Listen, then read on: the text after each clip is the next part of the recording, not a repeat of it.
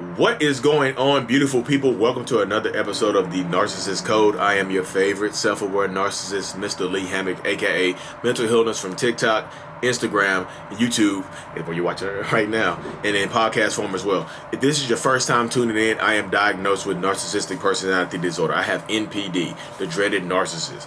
I know I've been in therapy for the last 4 years, psychotherapy. I'm not a psychopath, but I've been in psychotherapy.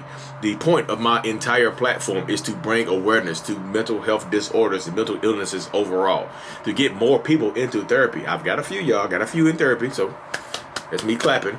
And to, in the process, also validate the victims and survivors of this specific type of abuse. Today's episode is going to be about reactive abuse. I've been getting a request to do another video on reactive abuse from the narcissistic perspective, and here you have it. The self-aware narcissist is going to be talking about reactive abuse. So if you follow me on TikTok, I duetted a video last night of a young lady said that she had went to a party with her husband, and he started an argument. Went to a party with her family, with her husband. Her family, y'all, that's key. Went to a party with her family's house with her husband, and he started he started an argument over something petty, she said, and then he kept calling her stupid, like under his breath, like calling her stupid, like texting it to her, sending it to her, just calling her stupid. And then she said, "Can you please stop? No, stupid." Then boom, she popped, she exploded, screaming, yelling, made a scene. Everybody thought she was crazy. Even he, calm voice, calm voice, got on his phone, act like nothing happened. Her family said, "You need to calm down, you're overreacting." Her family. And that is reactive abuse in a nutshell. Reactive abuse is when a narcissist or anybody else, I know everybody's not a narcissist, y'all. I keep getting it. Hey man, you're a male feminist and everybody is not a narcissist. Some people just don't work together. I get that, y'all, but sometimes people are narcissists. Like, just go with it. Just go with it with me right here. Reactive abuse is when the narcissist or somebody else pokes you, prods you, triggers you, constantly pokes you, constantly prods you until you react, until you explode, until you react out of character. It's reactive. You've been abused. Here comes the reaction. And typically, it makes you look like the reactive one. It makes you look like the crazy one. It makes you look like the overreactive one, just like in the example I gave a few minutes ago. So, reactive abuse makes a narcissist feel powerful. But a narcissist can trigger you, can push your buttons, can poke and prod you, and get you to react out of character. That makes a narcissist feel empowered. That makes a narcissist feel good, and you might see a sly smirk on the narcissist's face. They're like smile, like they got you, finally. And a lot of times, y'all, when you're yelling, screaming, even getting physical with narcissists, they'll pull out their phone and record you. So now, not only are you acting out of character, now you're on phone, now you're on video, screaming, yelling, and that can and will be used against you later on. The narcissist will look at you. Why you acting so crazy? Why you yelling and screaming? I'm calm. Who's the crazy one now? I got you. This is male or female too, y'all. This is male, female, non-binary. There's no gender. This is not gender related. This is not specific to any gender. Reactive abuse is reactive abuse. And they will record you and use it against you later. And literally use it and weaponize. They will weaponize their reactive abuse on you. They will weaponize that against you later on. Hey, I got you on video. If you keep acting up, I'm going to take this video, I'm going to show it to the courts, and I'm going to take the kids from you. You keep acting up, I'm going to post this video to Facebook, and I'm going to show everybody who's the crazy one. You keep acting up, I'm going to post this video on TikTok and make it seem like you are the crazy one.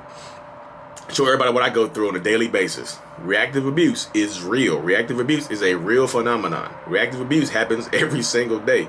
Some people go through this on a daily basis, which is kind of tough. I was like, look, y'all, I know it's tough to leave situations like this, but if you're constantly going through this, if this is your answer right here, if this is your first video watching me, and this is your first time ever hearing about reactive abuse, and this opens your eyes, you've been going through this for 10 years, 20 years, it might be time to that's the little speed sound right there. That's like the sound of you running out of the relationship and running towards happiness, possibly.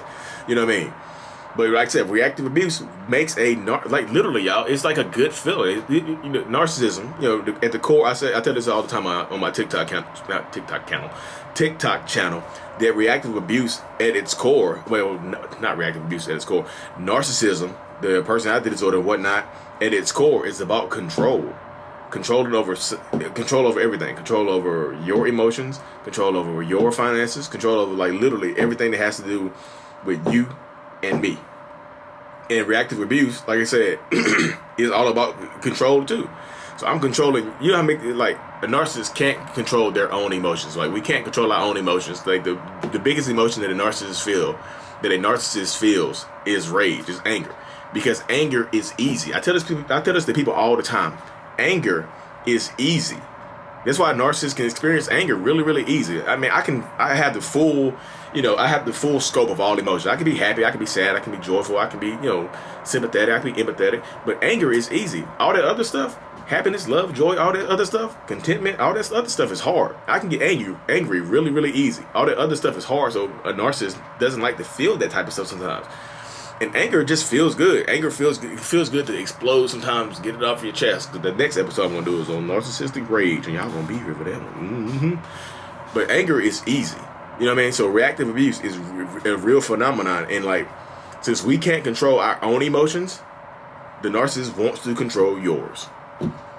Poke, poke, poke, trigger, trigger, trigger. Poke, poke, poke, boom. And a lot of times the triggers that get you that set you off are like small triggers, like everybody else doesn't notice. Like they call it dog whistling. It's like a trigger that only you and the narcissist know. So it could be a family member, it could be a friend, it could be a coworker, it could be something like you've been through a traumatic experience or something like that. Let's say you had a traumatic experience with like pigs or something like that. Like, and we are like, me and you are in a crowd. Like I'm the narcissist and you're the empath, or my significant other. We're in a crowd of people, and I'm looking at you, and you just annoying me for no reason. And so, no reason. You just set me off for no reason. So now I want to set you off. You don't know what you did. You just could be over there looking good, having fun, and now I want to set you off. So I started mentioning pigs. I'll say it to a friend. That's like those. Your pigs are fun, right? Pigs are a crazy, crazy animal, right? And you looking directly at me because I'm talking to you by talking to somebody else. That's like dog whistling. You know what I mean? That's like a dog whistle. Only a whistle, only a dog can hear you. I can blow on this whistle hard. I can blow on this whistle hard as hell, and only you will hear it.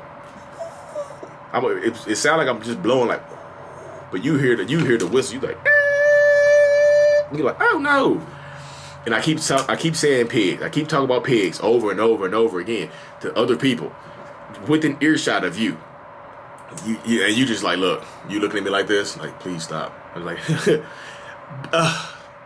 like, pigs again, and then you explode. Boom. You're like, I told you I mentioned the pigs. Whoa. And I'm sitting over there like, whoa. That was an overreaction. That reaction right there was not necessary. I don't know what I did to deserve you acting like this in front of everybody and embarrassing me and abusing me. Now I'm a victim, y'all. You're abusing me. Like, I don't understand. Now everybody else can see what I go through on a daily basis, and you are got. Now you don't want to go out anymore. Now the isolation begins. So guess who's your only friend now? Because now you're embarrassed in front of everybody. Guess who's your best friend again? Me. So now you get to go home, and nobody, like, everybody else is going to be on my side now. Because when I tell a crazy story, they're going to believe me. Because they've seen you act up in public. They saw you get crazy in public, but they haven't seen me do anything like that. They see me calm, cool, and collected. Hey, Lee, I can't believe Lee's putting up with that. Like, he deserves so much better. And I was like, yeah, I do deserve better, but you know what? I love her. I'm going to work through this. We're going to work through this. So whatever issues that she has, we're going to get through them together because we love each other. And that's what couples do. That's what strong couples do. We work together to get through situations. Poke, poke, poke. Boom. It's literally just triggering you. It's literally setting a slow fuse sometimes. Like a time-delayed fuse. That's what reactive abuse is. Like setting a time-delayed fuse through triggers sometimes that only we understand between each other. And then boom. Like I told you from the story in the beginning, the young lady, he kept calling her stupid. I guess I don't know why stupid triggered her so much. He just kept calling her stupid. Maybe maybe he's more educated than her, and he throws it in her face all the time, so he calls her stupid. Maybe he got a master's degree, and she only has a bachelor's degree, so he considers her stupid. You're beneath me. You're so stupid. You're just so stupid. I know you have a degree, but your degree is in like art history. Mine is I'm a neuroscientist. I'm a neurologist. You're so stupid. Stupid. You're like, please stop calling me stupid. I'm not stupid. I have a bachelor's degree. You have a bachelor's degree in being stupid. Boom. Now you explode. Now you look crazy. So that's why I say to combat. If you made it this far in the video, thank you. You made it to the 10-minute mark. Thank you. You are a soldier. You are a warrior. You are a soldier and you are a warrior. I appreciate you. Put like a little soldier comment in the in the comment section. I know you made it this far. But to combat reactive abuse, don't. I know it's hard. I know it's easy for me to say because I'm a narcissist. I don't, like I said, anger is easy for me, and everything else is hard. But like, you have to combat reactive abuse. You have to remove the emotions from the situation, and realize why this person is doing this to you. If you don't want to leave, this is how you combat it. Just like they call it, like in that situation right there, he's calling you stupid. Stupid. You're so stupid. You're so stupid. Just agree with him sometimes. Just like, I am stupid, aren't I? I'm stupid for being with you. Boom. That might set them off, but you got a good comeback right there. You know what I mean? Sometimes you gotta dish it a little bit. Sometimes when you feed a narcissist their own medicine, they spit it up. You're so stupid. You're stupid. I'm a neurologist. You're so stupid. You have a degree in art history. Yes, I am very stupid for being with you. Then you just remove the emotions from the situation and just walk off. Say your piece. Leave the area. Save your peace. Leave the space. Save your peace. Get away from it. You know, do all that stuff. Get away from the situation. Remove yourself from the area, because remove yourself from the area, and then do everything else. Remove yourself from the area and separate everything else. Like say your piece, go to a different room. Say your piece, leave the house. Say your piece, go to a different section of the party or whatever. Say your piece and do all the other good stuff. Like, get away from that person, because like the longer you're in that area, the longer you're in that section, the longer it's spinning around and doing that thing like that, the longer it's doing, the more you're around it, the more chances you have of actually exploding.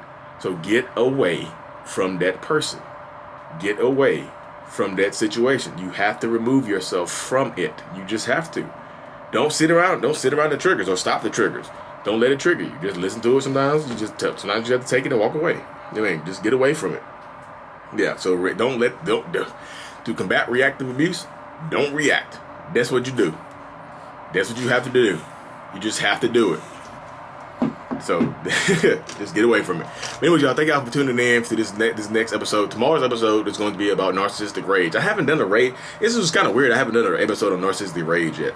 I've been talking about everything else except narcissistic rage. So to tune in, like, subscribe, because tomorrow we're talking about narcissistic rage. But if you have any other questions that you want me to answer, look, y'all, and let me be specific with y'all. I have a degree in industrial and systems engineering from North Carolina Agricultural and Technical State University, NCA&T.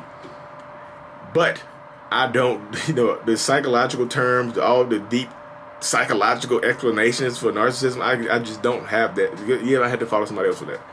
I'm not a psychologist. I don't know the root cause of narcissism. I just know the stuff that I've been dealing with, the stuff that I've been going through. I give you my perspective. So if you have a non-psychological question, put it in the comment section, and I'll try to get to them. You know what I mean? Anyway, y'all, thank y'all for tuning in. I really, truly appreciate all of y'all. I'm thankful for every like, comment, everything. Well, anyways, y'all, Mental Healness is out.